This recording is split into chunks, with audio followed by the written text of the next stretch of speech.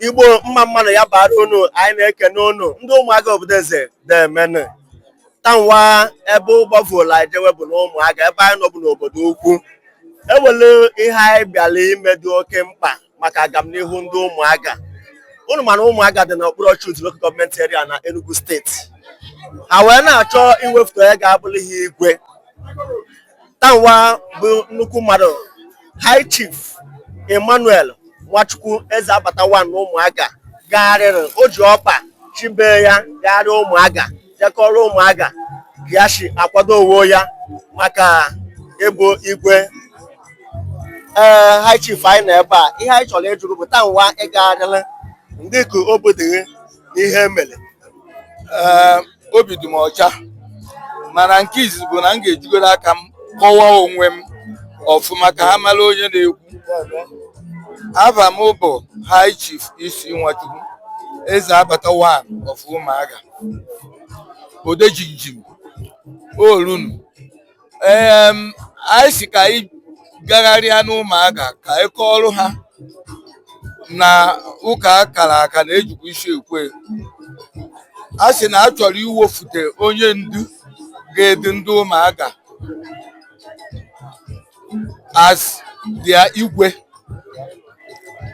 and ọdụ m n'obi ndị ụmụaka si mụfụta na m zuru idu ha. Ọkwa ka anyị ji wee jegherie tata ka m bịa kara ndị ụmụaka yọọ ha na ọkwa bọchị Satọde ka a ga-eme elekshọn ahụ. Ana m ekwukwe ka ndị ụmụaka fụta n'uju ka ha bịa wefute m azụ onye ndu ha, onye ga-edu ha, maka igweship abụokwe Town Union ọkwa till life bụ igwe. So biko ana m ayọ unu niile bụ ndị ụmụaka ka unu fụta n'uju ụbọchị Satọde ahụ bịa tee ya ma onye aka mbụ ngagharị tata wee yọọ unu. Anyị ekene gị ka ị na-ayọ ndị ụmụaka ha tinyere gị, ndị ị na-agwa nkwa ga-achọkwa ịma ihe ifu n'obi iji abata dịka igwe ịbakwute ha. Ihe m bụ n'obi imere unu bụ abụbụ m onye na-ala ike ọganihu. Unu ma na ebido m ọganihu mgbe anyị bido Umuaga Town Union. Abụgo m Umuaga Welfare Association Lagos branch, chichaa ha. I form club 89 organize ya Umuaga Day eji were mara ndị ụmụaka. From there m were si ha si na m na-eme ọfụma mụ bịa bụọrụ ha Umuaga Town Union mụ rụwara ha. Mgbe ahụ ka m ji were rụọrụ ha ihe niile m rụọrụ ha. Ọmụa wetara electricity, ọmụa bụ ihe butere ihe ọkụ, ọmụa bụ ihe mere organize. Anyị dị mmadụ ise wee weta 250 wee jekwunye na rural electrification eji wee denye ava anyị, were kwuo okwu na a ga-ebunye n'anyị polu na waya na transfọma, nyekwe n'anyị kọntratọ bịa tinyechie ihe ahụ niile.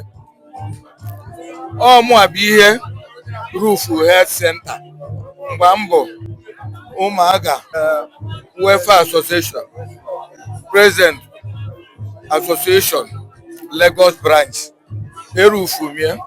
Ọmụa bụ ihe natalụ bed dị ebe ahụ and instrument niile dị ebe ahụ. So ihe ọbụla gbasara ọganihu ụmụaka na-adụ m n'obi. Mgbe a na-eme maka ihe Sullivan, enye Sullivan 1 million and also wee mee eji wee kwuo okwu ụmụaka itinyere anyị ụzọ, ọbịa tinyere anyị ụzọ. Sullivan na onwe ekwukpọghị m batalụ nji wee nye ego ahụ mgbe ahụ, and ka anyị si na onweghị ihe o mere m ọchị m na ọ rụrụ ụzọ be anyị, and unu ma nọ nnukwu ihe ka ọ bụ. At least onye na-anatazibe anyị ama na-atụ egwu. Onye ka m ga-ekwu ghara ibie ihe ọbụla a na-eme na ụmụaka fọ ọganihu, ana m etinye ego m de, ana m anọkwana n'ihu ya.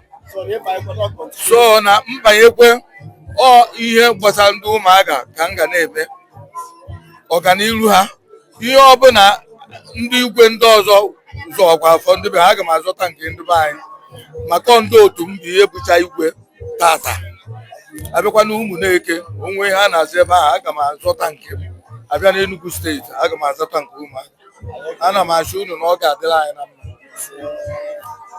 Gị bụ onye ọma na-esoro Amokwe TV unu ahụgo ka ya bụ okwu si wee gaa wee na-agwa gị na ụbọchị Satọde gbaa mbọ fụ na ị pụtara wee sonyere n'ihe a na-eme maka ọganiru Umuaga obodo eze bụ nnukwu obodo wee na-asị gị ya bara gị nwanne unu nwoke Onye Ahịlarị Chukwuebuka demenụ